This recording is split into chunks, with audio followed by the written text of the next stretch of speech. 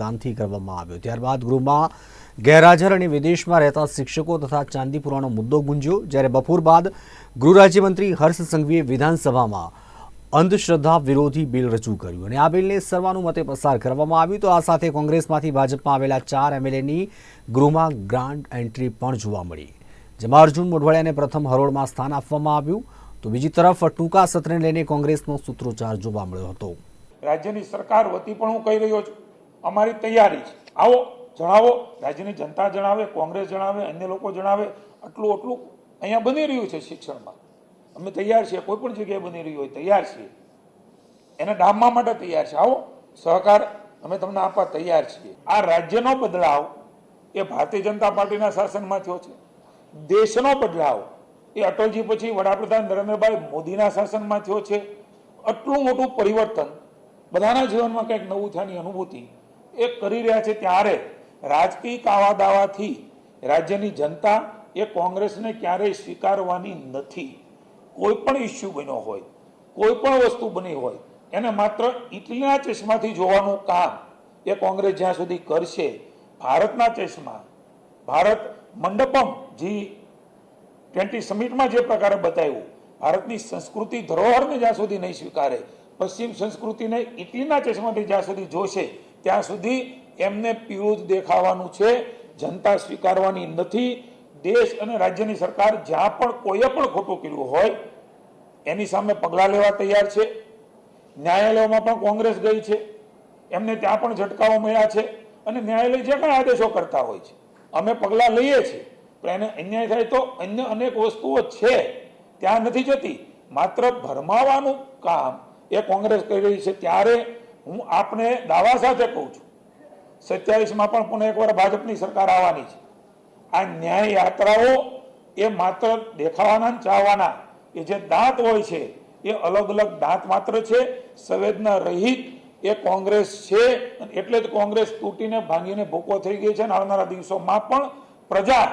એ જે કામ કરે છે એને સ્વીકારવાની છે, સંવેદના છે એને સ્વીકારવાની છે। એટલે કોંગ્રેસ એ નેસ નાબૂદ પ્રજાના માનસમાંથી થઈ ગઈ છે। એટલે માત્ર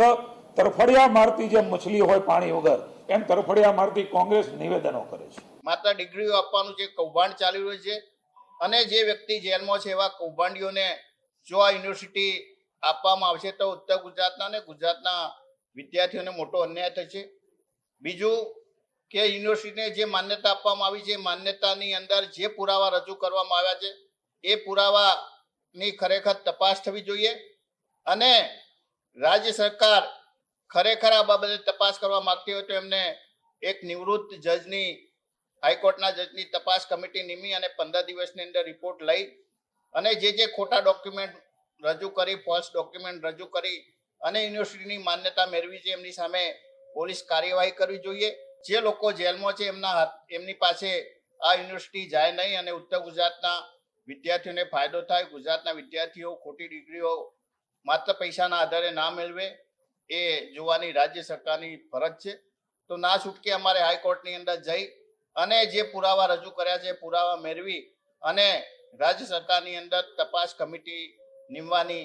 રજૂઆત કરવાની ફરજ પડશે। આજ રોજ વિધાનસભામાં ટૂંકી મુદતના પ્રશ્નોમાં કૃષિ વિભાગના મંત્રીને મેં પૂછવામાં આવેલું કે અતિવૃષ્ટિના કારણે ગીર સોમનાથ જિલ્લો, જુનાગઢ જિલ્લો, પોરબંદર જિલ્લામાં અતિ ભારે વરસાદ પડવાના કારણે કૃષિ પાકોને નુકસાન થયું છે, તો એ પાકોને જે નુકસાન થયું છે એનું વળતર કેટલા સમયમાં ચૂકવવામાં આવે, એ કયા અધિકારી દ્વારા એનું સર્વે કરવામાં આવે અને જે પાકોને નુકસાન થયું છે એની સ્પષ્ટતા કરવામાં આવે કે કેટલું વળતર આપવામાં આવશે। ત્યારે કૃષિ વિભાગના મંત્રી દ્વારા ગોળ જવાબ દેવામાં આવેલો, એમને સ્પષ્ટતા ન કરી કે કેટલા સમયમાં એનું વળતર આપવામાં આવશે, કયા અધિકારી દ્વારા સર્વે કરવામાં આવશે અને કેટલું વળતર આપવામાં આવશે એની સ્પષ્ટતા પણ કરવામાં ન આવી અને ગોળ જવાબ દેવામાં આવ્યો। ત્યારે મેં એ પણ કીધું કે ગયા વર્ષે અતિવૃષ્ટિને કારણે ગીર સોમનાથ જિલ્લામાં ખૂબ મોટા પાયે, આનાથી પણ મોટા પાયે નુકસાન થયું હતું, ત્યારે આપણા વિભાગ દ્વારા સર્વે કરવામાં આવેલું હતું, પણ એક પણ વ્યક્તિને આજ દિન સુધી એની સહાય મળવામાં નથી આવી તો ખાલી તમે સર્વે જ કરવાના છો કે ખેડૂતોને જે નુકસાન થયું છે એને વળતર પણ ચૂકવવાના છો? ત્યારે એમાં પણ ગોળ ગોળ જવાબ દેવામાં આવ્યો કે 33% ઉપર હોય નુકસાન થયું હોય તો એ રીતે આપવામાં આવે છે. તે જ્યારે હું વિપક્ષનો સભ્ય હતો એ વખતે પણ અમે રજૂઆત કરી હતી અને એ વખતે માનની ભૂપેન્દ્રભાઈ પટેલે પણ આ ઘેડ વિસ્તારનું હવાઈ નિરીક્ષણ કર્યું હતું અને માનની કુંવરજીભાઈ બાવળિયા જેઓ જળસંપત્તિ મંત્રી છે એમણે પણ ત્યાં સ્થળની મુલાકાતો લીધી હતી અને 1-2 મહિનામાં અહેવાલ સુપ્રત થઈ જાય તો એને આધારે જે કાંઈ નદી ઊંડી પહોળી કરવાની છે, કેનાલો વધારે બનાવવાની છે અને નદીઓના મુખ પહોળા કરવાના છે અને એ સિવાય જે પાણીનો સંગ્રહ કરવા માટેની વ્યવસ્થા છે એ સહિતની યોજનાઓ અમલમાં આવશે તો ઘેડ વિસ્તારની જે આ પરિસ્થિતિ છે એમાંથી કાયમ ઉકેલ આવશે. એના માટે પણ હું માનની મુખ્યમંત્રી શ્રી ભૂપેન્દ્રભાઈ પટેલ,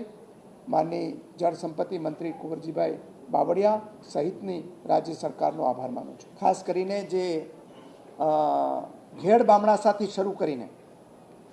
બાલાગામ સુધીનો 12 કિલોમીટરનો વિસ્તાર છે કે જ્યાં ઓજત નદી એકદમ સાંકડી થઈ ગઈ છે,